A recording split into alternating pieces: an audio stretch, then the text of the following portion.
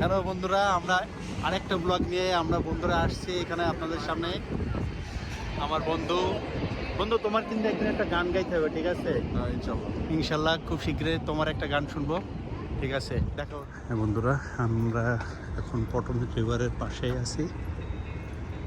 মানে এক কথায় ওই পাশে দেখতে পাচ্ছেন ওইটা আর্লিংটন ভার্জিনিয়ার মধ্যে পড়ছে, আর আমরা এখন আছি ডিসির সবচেয়ে সুনামধন্য জায়গা জর্জ টাউনের পাশেই।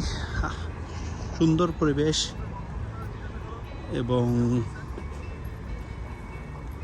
দেখার মতো পরিবেশ।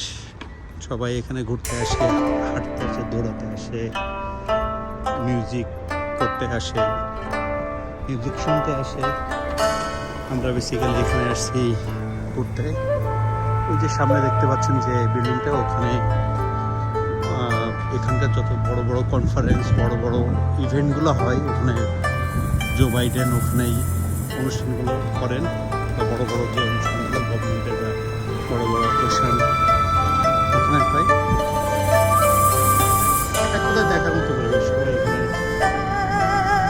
তাদের সুন্দর মুহূর্ত কাটাচ্ছেন। এবং মজার একটা বিষয় কি জানেন, ওই পাশে ওটা পড়ছে ভার্জিনিয়া, এইটা এই পাশে ডিসির মতো পড়ছে, আবার সামনে গেলে মেরিল্যান্ড। এটা খুব সুন্দর। এখানে আবার স্কেটিং করতেছেন কিছু মানুষ,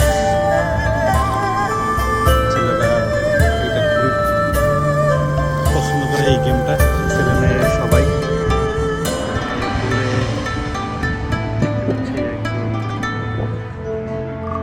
সঙ্গীত পরিবেশন করছেন।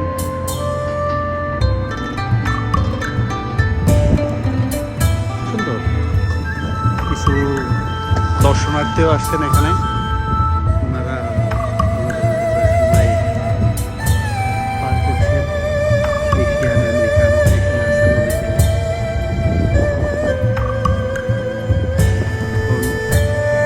এখানে আমরা সুন্দর করে দেখেন, সুন্দর রোদের সময় বা যাত্রী সহমের জন্য এখানে একটা ব্যবস্থা করে রাখছে, এবং নদীর সুন্দর সিনারিটা উপভোগ করার জন্য এখানে আবার বসার জায়গা করে দিচ্ছে। আমরা আবার তিনজন তো এখানে আবার সুন্দর দেখতে পাবো, সুন্দর কোনো টাইপের হাঁস মানুষের পাশেই থেকে দেখতে পাবেন। খুব সুন্দর জায়গাটা। রাত্রে বেলায় বলে অনেক কিছু আপনাকে দেখাতে পারছি না। বিমান যাচ্ছে, সুন্দর এক কথায়।